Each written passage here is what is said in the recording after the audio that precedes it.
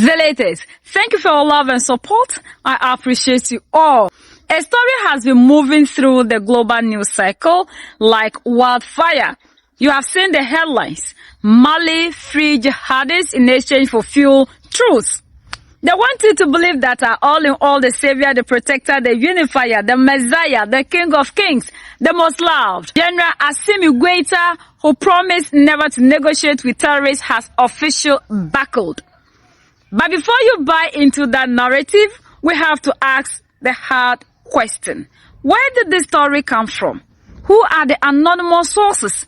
And why did the story break exactly at the moment Mali began to break the back of a devastating economic siege? Today, we aren't just looking at the news. We are pulling back the layers of an information operation designed to undermine the Alliance of the Sahel States, AES. This is a story that they just want to make us lose faith, lose trust in our leaders that we believe so much in. Let's look at the facts. March 2026, a major French news web service dropped a report. It claimed Mali released 100 suspected jihadists from the Al-Qaeda-linked group, GNIM. Their goal? To stop attacks on fuel convoys heading to Bamako. Can you believe this? Within hours, the number mysteriously jumped from 100 to 200. No names, no footages, no official list, just anonymous security source. Now, compare that to the response. The Malian government just didn't allow these people to score 15 points. The spokesperson of the Malian army came out on camera, on record, and called these claims pure manipulation.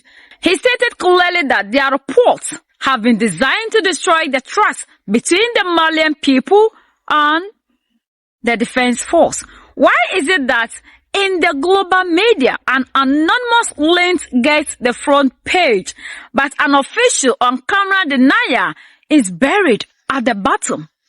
That is how information warfare works. To understand why this story was manipulated, you have to understand what was happening on the ground. Since late 2025, GNIM shifted tactics. They stopped trying to fight the army head-on and started economic strangulation. They targeted the lifeblood of the country, fuel tankers. By October 2025, Bamako was paralyzed. Schools were closed. Businesses shut down. The strategy was simple. Make life so unbearable that the people would turn on their own government. Start fighting our leaders. But Mali adopted. With military escort and support from regional allies, the blockade began to fail. By mid-March 2026, over 500 tankers arrived in the capital, Bamako. The fuel started flowing. The collapse the West predicted didn't happen. So they have to look for another way to make sure that they discredit our leader. If you can't defeat a government with a blockage, you try to destroy its credibility with a narrative. They couldn't admit the Malian military won the logistics, so they claim Mali surrender instead. More than 100 suspects jihadists have been freed in Mali. Official sources say the release is part of a deal to halt attacks on fuel convoys that have been strangling the capital Bamako. Since September, the Al-Qaeda affiliate JNIM has been targeting tanker trucks. The blockade was so severe in October that it brought the capital to a standstill. Local officials confirmed the release was made in exchange for opening a secure corridor for the convoys. Security sources say the truce is temporary, set to last only until the Muslim holiday of Eid al-Adha at the end of May. Representatives for the Fulani ethnic group add that many of their community members, often conflated with jihadists, were also set free. Mali has been battling deep security crisis since 2012, facing threats from both Al-Qaeda and ISIS affiliates, as well as local criminal gangs. For now, the fuel is flowing again, but the pause in violence appears to be a short-term fix for a long-term crisis. Like what is happening in Iran when they couldn't succeed? It's now information warfare that Iran is the one being backdoor begging. There is a deeper, more cynical layer here. Even the original reports admitted that many of these releases were members of ethnic communities, often conflicted with insurgents, especially the Fulani. For years, innocent herders and traders have been swept up in mass arrests, labeled suspected jihadists without a single day in court. If Mali released people who were never terrorists to begin with, people who were victims of arbitrary detention, is that a deal with terrorists? Or is it justice? The Western media won't ask that question because it complicates their simple failure narrative. So we need to understand, like sometimes I see comments in the comment section claiming you are disappointed because of such news that you hear about our all in us. This is where the hypocrisy becomes unbearable. While the world screams about unverified claims in Mali, the European Union has an official written agreement with Nigeria. It's worth hundreds of millions of euros. In that document, the EU explicitly funds the reintegration of former associates of groups that have terrorized the region for a decade.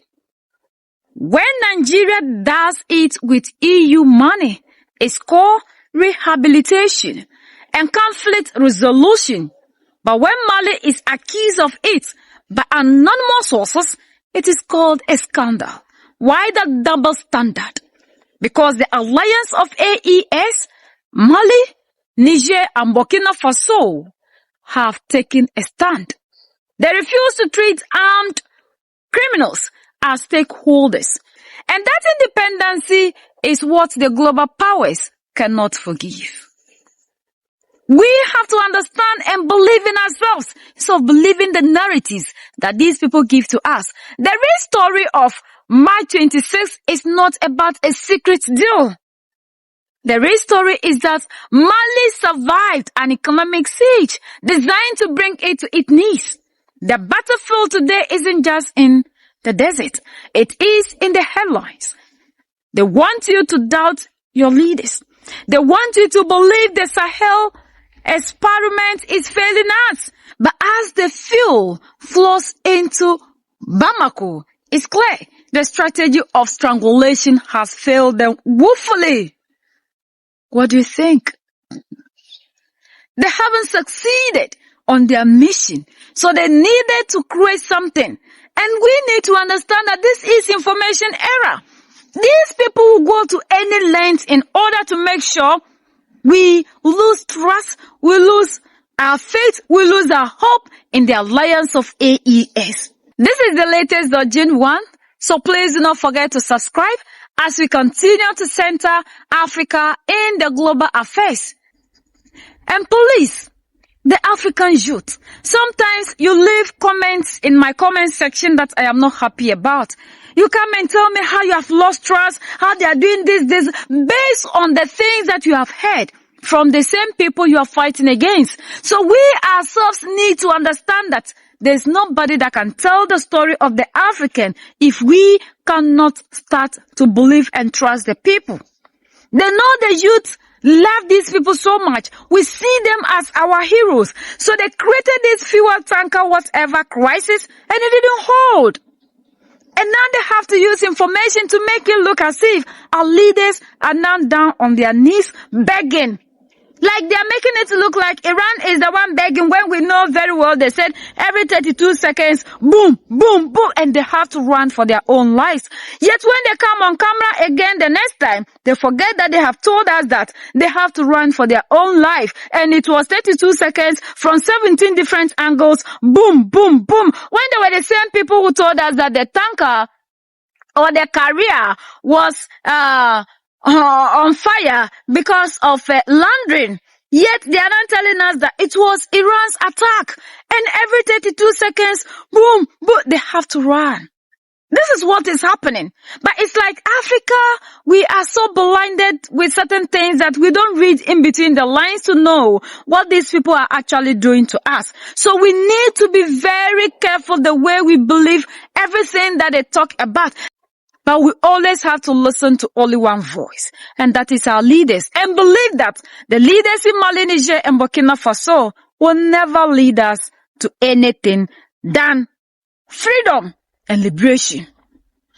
United we stand, divided we fall, and united we keep standing forever and ever. The greatest enemy of the African is mental slavery. So let's decolonize ourselves from mental slavery. Let's keep sharing to educate our brothers and sisters. Together we'll make Africa great for ourselves and the next generations that are going to come. So that's the latest around the world. In Africa, West Africa, in Mali.